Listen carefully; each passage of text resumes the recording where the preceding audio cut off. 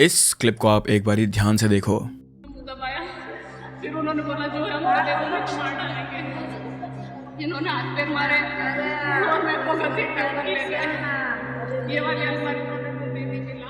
मैंने बोला मैं सब ये औरत बिलख बिलख के रो रही है, हाथ पैर मार रही है। कैमरे के सामने आने पर भी ये रुक नहीं पा रही है। गांव वाले इस लड़की के साथ हैं, रिश्तेदार उसके साथ हैं और सब लोग बस एक ही बात बोल रहे हैं कि बेचारी इतनी छोटी उम्र में विधवा हो गई। लेकिन इस औरत को देख के किसी को भी एक पल के लिए भी शक नहीं हुआ। जो पूरा गांव नहीं जानता था अभी तक, जो पुलिस को भी नहीं पता था अभी तक, वो ये था कि इस औरत के आंसू नकली हैं, कि देव कृष्ण पुरोहित की मौत खुद उसकी बीवी ने ही की थी। मध्य प्रदेश के धार डिस्ट्रिक्ट में एक छोटा सा गांव है, गोंदी खेड़ा चरण। इंदौर से करीब 60 किलोमीटर दूर है ये जगह और वहां रहता था देव कृष्ण पुरोहित। 28 साल का था वो। मिर्ची और मसालों का व्यापार था उसका। उसके पिता की मौत तब हो गई थी जब देव कृष्ण सिर्फ और सिर्फ 2 साल का था और उसी दिन से घर की पूरी जिम्मेदारी उसके कंधों पर आ गई थी। उसकी फैमिली में ज्यादा लोग नहीं थे, बस वो था, उसकी बहन थी और उसकी माँ थी। उसका काम भी ठीक ठाक चल रहा था। वो इंदौर से माल लेकर आता था और धर के आसपास के इलाकों में इसे बेचा करता था और इसी काम के थ्रू वो अपना गुजारा भी करता था। वो एक बहुत ही ज्यादा सीधा साधा आदमी था। उसका किसी से झगड़ा भी नहीं था और ना ही उसकी किसी से दुश्मनी थी। So it was very weird जब एक दिन देव कृष्ण की मौत हो गई थी अचानक से। 8 अप्रैल 2026 की रात देव कृष्ण अपने बिस्तर पर ही सो रहा था और दूसरे कमरे में उसकी माँ और बहन सो रही थी। लेकिन तभी पता चला कि देव कृष्ण के सर पे एक हथियार से इतनी जोर से, इतनी गहराई से मारा गया था कि वो जागा भी नहीं, चीखा भी नहीं and he was almost paralysed. और हॉस्पिटल ले जाते वक्त उसकी मौत हो गई थी। जब ये सब कुछ हो रहा था तो उसकी पत्नी प्रियंका आंगन में थी, लेकिन उसके हाथ और पैर बंधे हुए थे। वो चीख रही थी, अपने आप को बचाने की कोशिश कर रही थी और जैसे ही लोग वहां आए और उसके हाथ पैर खुले तो वो टूट टूट के रो रो कर एक एक चीज बताने लगी थी सबको। उसने कहा कि रात को अनजान लोग उसके घर में घुस गए थे और इन दोनों को उन्होंने अलग अलग कमरों में बंद कर दिया था।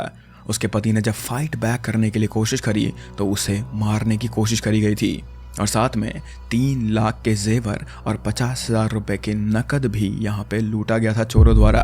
गांव में ये खबर एकदम आग की तरह फैल गई थी। लेकिन तुम लोगों ने नोटिस करा होगा कि जो प्रियंका ने कहा था और जिस कंडीशन में देव कृष्ण मिला था वो दोनों सेम नहीं थे। तो यहाँ पे स्टोरी में कुछ ना कुछ तो गड़बड़ थी। लेकिन कैमरे के सामने भी प्रियंका इतनी टूट के रो रही थी कि किसी से भी देखा नहीं जा रहा था और सभी की यहाँ पे आंखें भर आई थी। गांव के लोगों को ऑब्वियसली ये लग रहा था कि बेचारी औरत, इसका पति मर गया है, लेकिन यही चीज प्रियंका स्पेसिफिकली चाहती भी थी। But we will have to go back in time to understand कि प्रियंका के साथ आखिर क्या हुआ था। और इन सारी चीजों की शुरुआत होती है प्रियंका की शादी के दिन से। प्रियंका की शादी देव कृष्ण से तब हुई थी जब वो सिर्फ 15 साल की थी।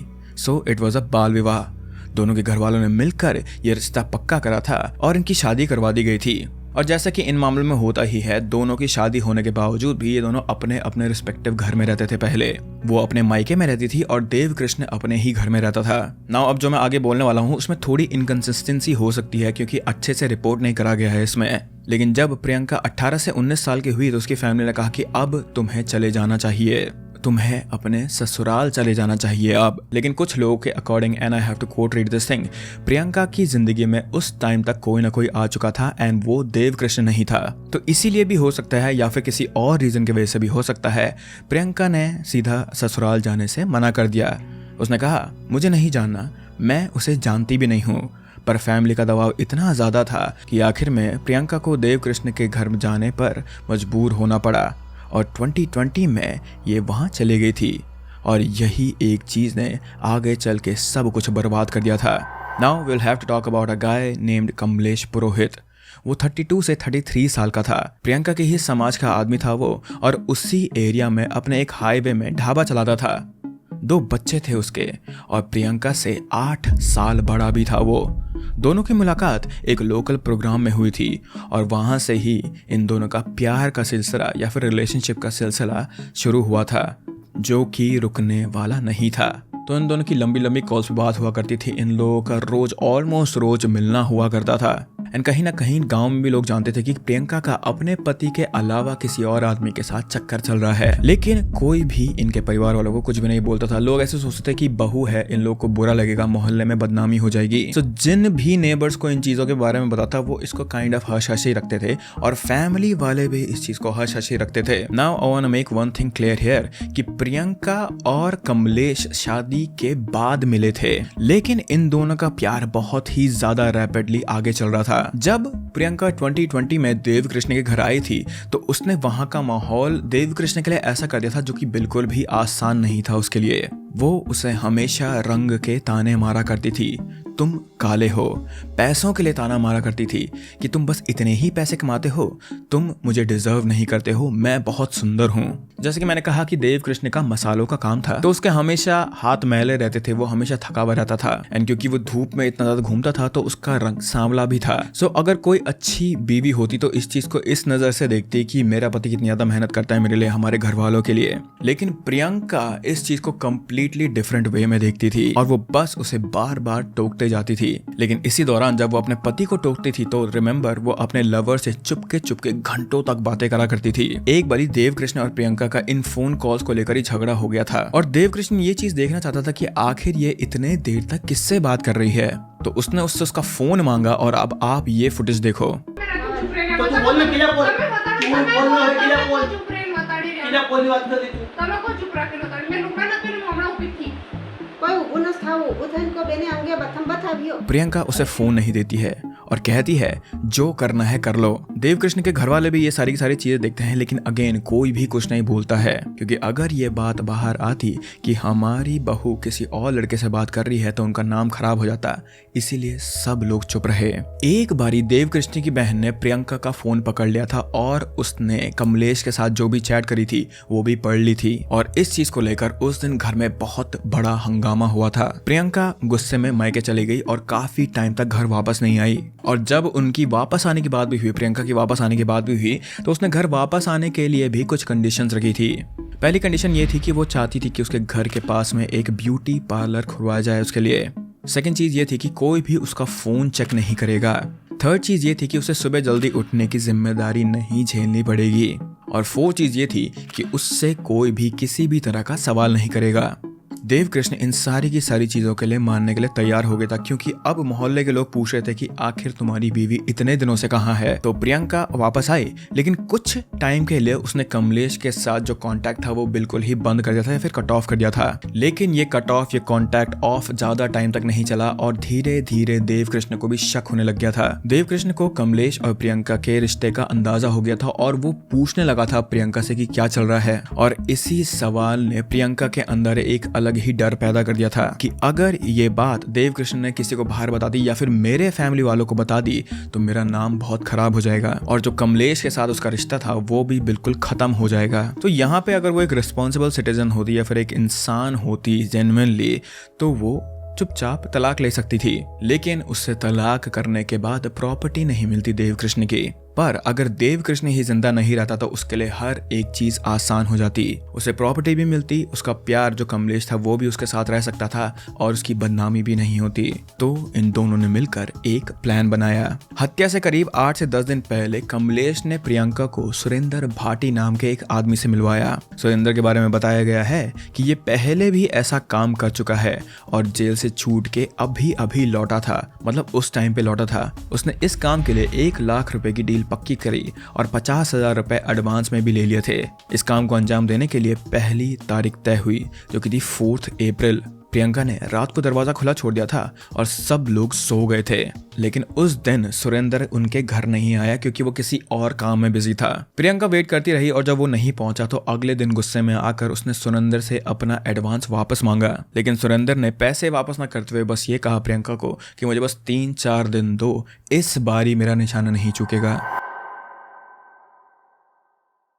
तो अब नई तारीख तय हुई 7 अप्रैल और एक और कंडीशन यहाँ पे रखी गई थी कि 7 अप्रैल को प्रियंका किसी को भी कॉल नहीं करेगी, न कमलेश को न सुरेंद्र को, ताकि अगर फोन रिकॉर्ड्स चेक हुए या फिर उन्हें ट्रेल करा गया तो इस प्लान के बारे में किसी को भी, पुलिस को भी पता नहीं चलेगा। 7 अप्रैल की रात प्रियंका ने सब घर वालों के लिए खाना परोसा और खाना खाने के बाद सभी लोग अपने अपने कमरे में चले गए।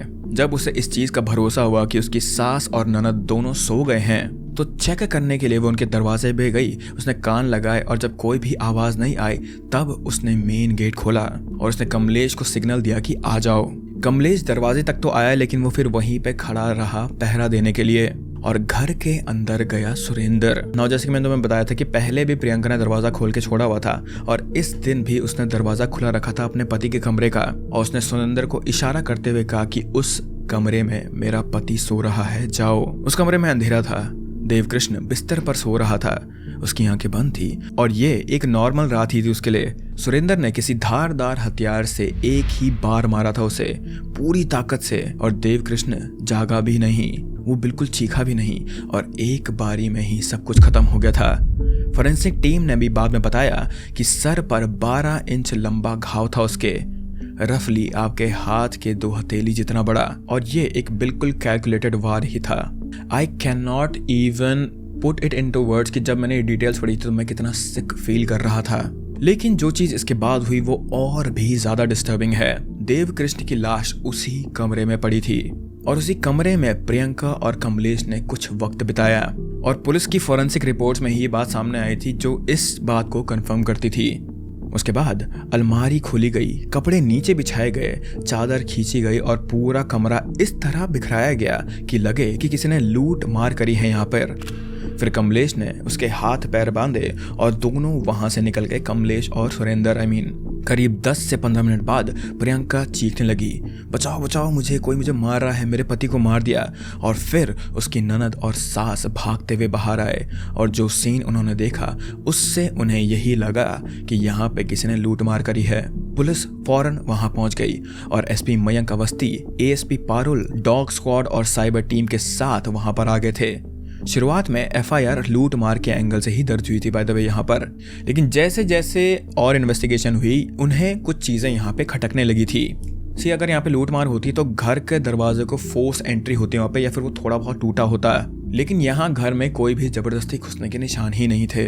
कुछ भी टूटा हुआ नहीं था और कुछ भी इस घर में उखड़ा हुआ नहीं था। दूसरी बात, जो लूट का सीन यहाँ पे दिखाया गया था वो किसी असली चोर का तरीका बिल्कुल भी नहीं लग रहा था पुलिस को।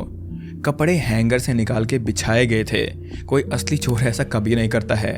तीसरी बात, वो 12 इंच का जो घाव था फोरेंसिक टीम ने तुरंत बता दिया था कि नींद में सो रहे इंसान पर ही ये मारा गया था। तो जो प्रियंका का क्लेम था कि उन दोनों को अलग अलग रूम में बिठाया गया था, वहां पर भी देवकृष्ण की बॉडी पर कोई स्ट्रगल के निशान नहीं थे। तो ये बात भी उसकी फॉल्स निकली। और एक चीज और, जो जेवर चोरी होने के लिए प्रियंका ने बताया था वो सब पुलिस को घर के अंदर ही मिल गए थे, खुद छुपाए थे उसने ये। तो अब पुलिस वालों ने सीधा प्रियंका से इंटेरोगेशन शुरू कर दिया था और हर बारी जो वो कहानी बताती थी वो पिछली वाली कहानी से थोड़ी अलग होती थी। वो एक डिटेल यहाँ से बोलती तो दूसरी कभी टाइमलाइन यहाँ से जोड़ती थी, कभी भी कंसिस्टेंट नहीं थी वो। जब पुलिस वालों ने उससे उसके फोन के बारे में पूछा तो उसने ये कहा कि चोर मेरा फोन ले गए हैं। तब CDR निकाली गई, कॉल डिटेल रिकॉर्ड्स और ये बेसिकली एक ऐसा रिकॉर्ड होता है जिसमें फोन का पूरा कॉल हिस्ट्री होता है। प्रियंका के फोन के रिकॉर्ड्स में एक नंबर बार बार आ रहा था और वो था कमलेश का। लंबी लंबी कॉल्स थी और यहाँ पे रेगुलर कॉन्टैक्ट था इन दोनों के बीच में। फिर कमलेश की लोकेशन ट्रैक की गई और ये पता चला कि 7 अप्रैल की रात वो उसी एरिया में था और कमलेश की आखिरी कॉल सुरेंद्र को गई थी और सुरेंद्र की लोकेशन भी उस रात वहीं आसपास थी। और तब जाके पुलिस ने सारे पीसेस को एक साथ जोड़ा।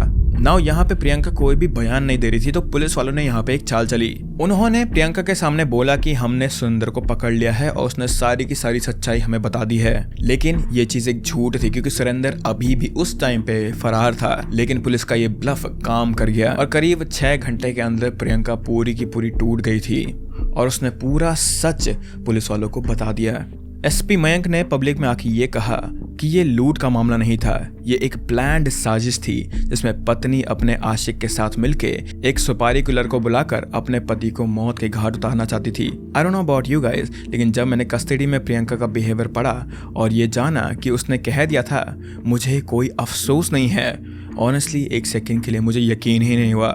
सुरेंद्र बेसिकली जब मैं ये वीडियो बना रहा हूँ वो अभी भी फरार है और पुलिस अभी भी उसे ढूंढ रही है।